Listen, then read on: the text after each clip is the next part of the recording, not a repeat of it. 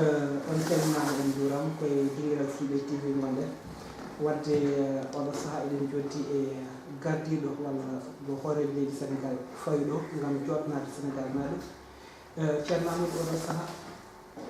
koye keblugol ko fati e liste électoral Kaari Faya oɗo saaha noon kewi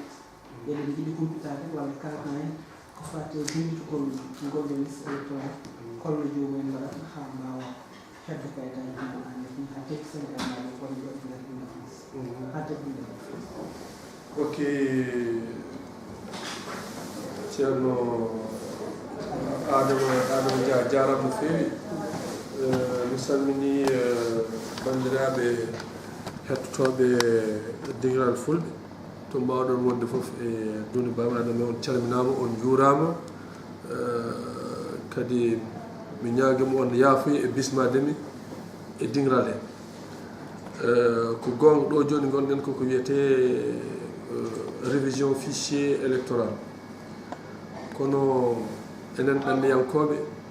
walla mbiyat ɗum diaspora eɗen jogui hen hande ko falti seeɗa ko heewano nadde hen par ce que élection ngaji keɓorɗi wadde le 2 juillet inchallah 2017 donc hitande arore eɗen toɗɗo député ji men taw kamɓe ko diaspora naɓe tan ɓe jooɗi ɗanniyankoɓe tan ɓe jooɗini ɗo ɗanniyanke noon woni gonɗo Gambie o woni gonɗo Mauritanie o woni gonɗo France o woni gonɗo Amérique o gonɗo Chine o gonɗo Japon kamɓe foof ɓe ndendi koye kamɓe ndendi fedde wotere wiyetede fedde diaspora e ko ɓeɗon député ji mbaɗataɓe représenté to assemblée nationale paɗa to inchallah rabbi ɗum waɗi noon oɗo révision liste électorale doole mon no namda hen mobilisation mon ina ñaaga hen ɗo e France somi arti hen ɗo e France min dañi commission ngaji min puɗɗima ça fait joni yontere komin puɗɗi janggo min jofnata yontere ɗiɗi ɓerde mamin tongu hono ligguey amen o wayi kono min jii tan yimɓeɓe nana garde doole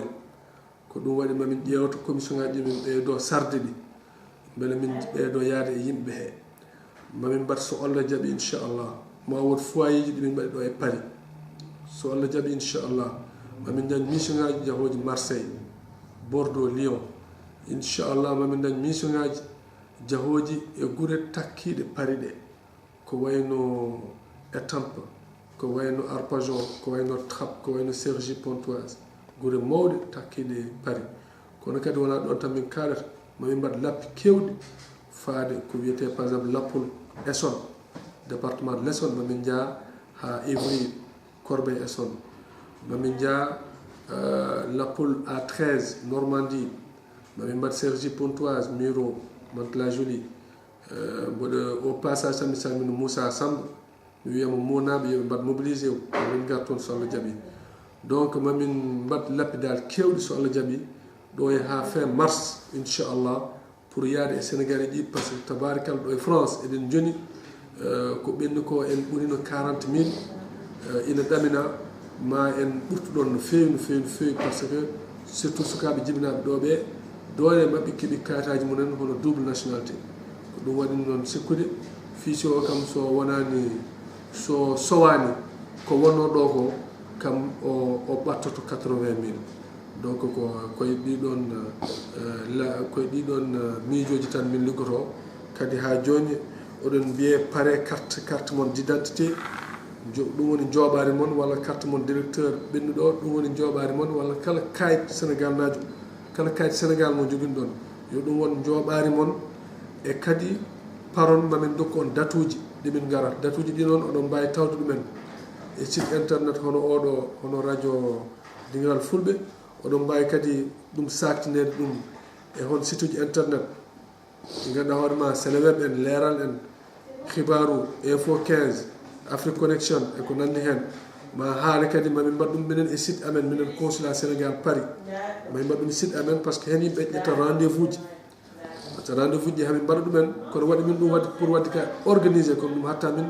yaltude ɗo e Paris min jaaha yimɓe he min galna ɗum samedi min galna ɗum dimanche min galna ɗum altine min galna ɗo e ha lebbi tati inchallah komin felliɓe tigi darade e moyen ji ɗi Allah hokki min ɗi min jaha yimɓe beele goto fof e min dokka ɗum jappol yidde mum woni yidde wadde inscrire inde mum e liste électorale pour élection ngaji législative walla élection ngaji présidentielle garoyoji 2019 so Allah jaaɓi jarama no fewi ceerno Amadou wadde noon a weltanama